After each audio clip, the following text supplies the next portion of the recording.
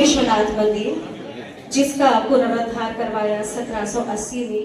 इसके अलावा द्वारकाधीश मंदिर, सोमनाथ, बेलूर का गणपति मंदिर, इस तरह से 70 से अधिक स्थान तीर्थ क्षेत्र उन्होंने विकसित कराए।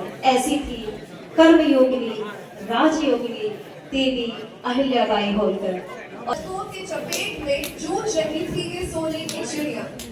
लोगों की चीखें, मंदिरों का तोड़े जाना और धार्मिक आशनीतियों में डूब रहा था ये रंगीन देश। सन 1725 में महाराष्ट्र के एक छोटे से गांव चांदी में जन्म लेती है एक प्यारी सी मगर तेजस्वी लड़की। पूरे गांव में मिठाइयां बंटवा दो। हमारे घर एक लक्ष्मी हुई है, उसका नाम होगा अहिल्या।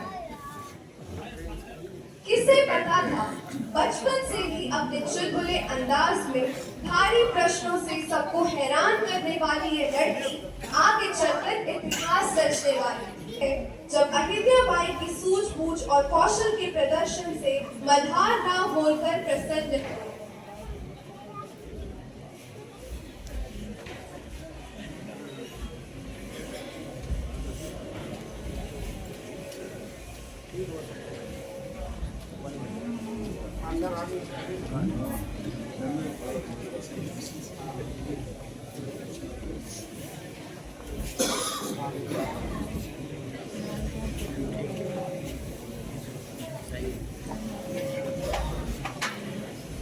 जानती नहीं कि लड़कियों का पढ़ना हमारा है।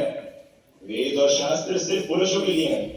समझ ले कि एक नारी का कर्तव्य सिर्फ घर संभालना है, धर्म सिखाना नहीं। पंडित जी, आप धर्म की बात करते हैं। धर्म में तो ये भी लिखा गया है कि एक नारी एवं पुरुष को समान ज्ञान का अधिकार होना चाहिए। शास्त्र ये कहते हैं कि एक नारी। इतना ही शास्त्र जानती हो तो ये बताओ, संसार में सबसे बड़ा दान कौन सा होता है? संसार का सबसे बड़ा दान है ज्ञान का दान। अगर एक स्त्री एवं एक पुरुष को समान ज्ञान दिया जाए तो पूरे परिवार एवं पूरे समाज के लिए उद्धार का कार्य कर सकते हैं, उनके लिए आगे बढ़कर प्रेरणा बन सकते हैं। अगर आप परिवार एवं धर्म की बात कर ही रहे हैं तो सबसे बड़ा दान है कन्यादान। कन्यादान को पुराणों में सबसे महत्वपूर्ण माना गया है।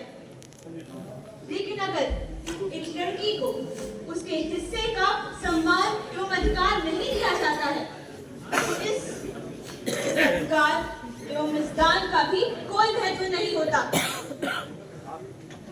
कोई महत्व नहीं होता। होलकर के द्वारा अहिल्याबाई को पुत्र वधू के तौर पर चुना गया और ये खुशी ज्यादा देर नहीं रही। कुंभेर के युद्ध में खदेराओं को भी गति प्राप्त हुई और सारी जिम्मेदारी अहिल्याबाई पर आ गई।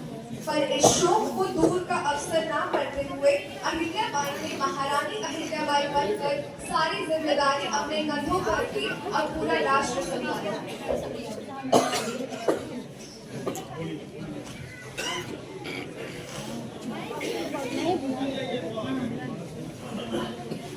ताकत एवं अहंकार का प्रतीक बन चुका है।